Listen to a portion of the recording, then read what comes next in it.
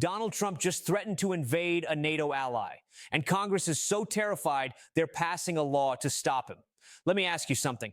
What would you say if I told you that in 2026, the United States Congress had to introduce a bill to prevent the president from going to war with our own allies?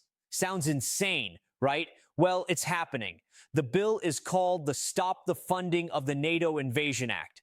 Yes, that's the actual name. And it's not just Democrats pushing this. Republicans are joining them. People who served their entire lives defending NATO are now having to defend NATO from their own commander-in-chief.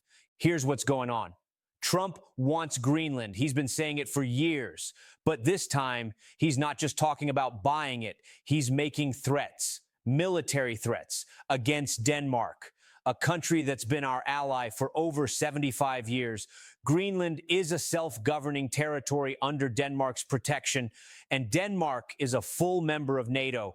That means attacking Greenland isn't just attacking Denmark. It's attacking the entire alliance, the same alliance that has kept the world stable since World War II, the same alliance where Denmark sent soldiers to Afghanistan after 9/11 to fight alongside us. They lost 43 troops. Per capita, they lost more soldiers than almost any other NATO country. And now Trump is threatening them. So why does this matter? Because NATO isn't just another alliance.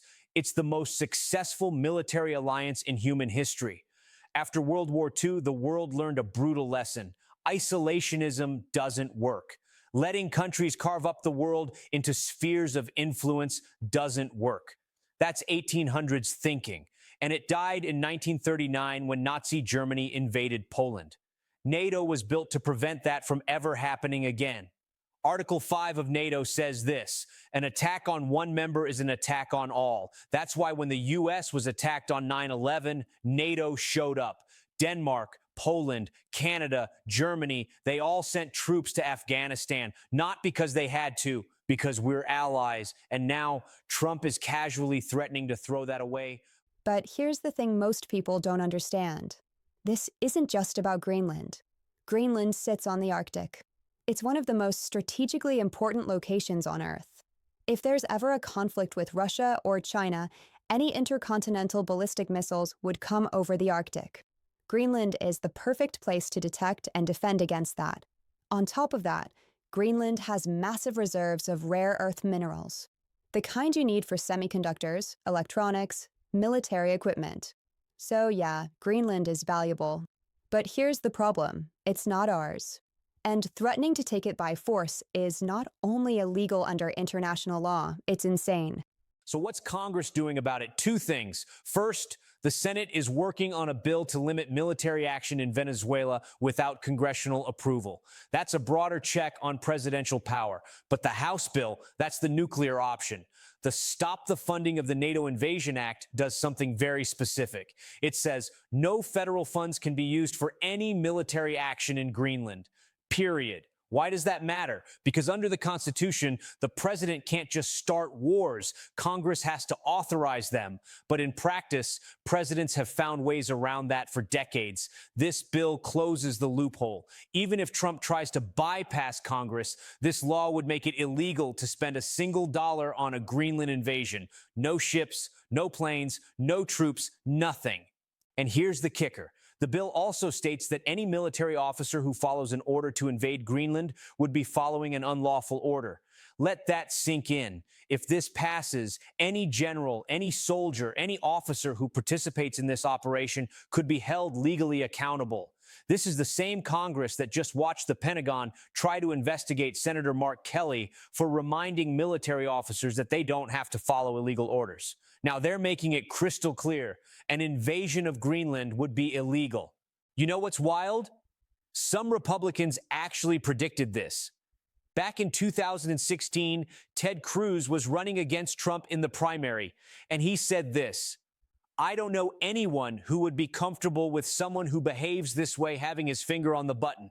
We're liable to wake up one morning and Donald, if he were president, would have nuked Denmark. He literally said Denmark, not Russia, not North Korea, Denmark. And now Ted Cruz is one of Trump's biggest defenders. He went on a podcast recently and said Trump is just trolling Canada, that Greenland makes sense geopolitically, that anything can be not for sale until it suddenly is. This is the same guy who warned us about this exact scenario, but he changed because staying in power mattered more than his principles. And that's the real danger here. It's not just Trump. It's the Republicans who know better but say nothing. Republican Don Bacon introduced the House bill to stop the Greenland invasion. He's retiring at the end of his term. He's not running again. So he has nothing to lose by telling the truth. But how many other Republicans are staying silent because they're afraid? Here's the bigger picture. NATO isn't perfect. No alliance is. But it's the reason Europe hasn't had a major war since 1945. It's the reason Putin hasn't marched further into Eastern Europe. It's the reason China thinks twice before making aggressive moves. Because they know if you attack one NATO country, you attack all of them. And the United States leads that alliance. But Trump has spent years undermining it. He's called NATO obsolete. He's questioned whether we should defend our allies. He's praised Putin. He's threatened to leave NATO entirely. And now he's threatening a NATO member with military force. Do you know what that does? It sends a signal to every dictator on earth. NATO is weak. America is unreliable. The alliance is crumbling. Putin is watching this. Xi Jinping is watching this, and they're smiling because the strongest alliance in the world is being destroyed from within. Here's the most telling part. A recent poll asked Americans, do you support military action to take over Greenland? 9% said yes. 9. That means 91% of Americans think this is a terrible idea. Republicans, Democrats, independents, almost everyone agrees, and yet Trump keeps pushing it. Why? Some people say it's a negotiating tactic. Others say it's pure ego. Some think he genuinely believes the United States should control the Western Hemisphere like it's the 1800s. But here's what we know for sure. This isn't normal. This isn't strategy, and it's tearing apart the alliances that keep us safe. So here's where we are. A bipartisan group of lawmakers is trying to stop the President of the United States from invading a NATO ally. That sentence should never have to be written. But this is where we are in 2026. The question now is, will this bill pass? Will Congress actually stand up and stop this? Or will they fold like they've done so many times before? Because if Trump goes through with this, NATO might not survive it. And if NATO falls, the world we've known for the last 80 years falls with it. Stay informed, stay vigilant, and keep watching, because this story is far from over.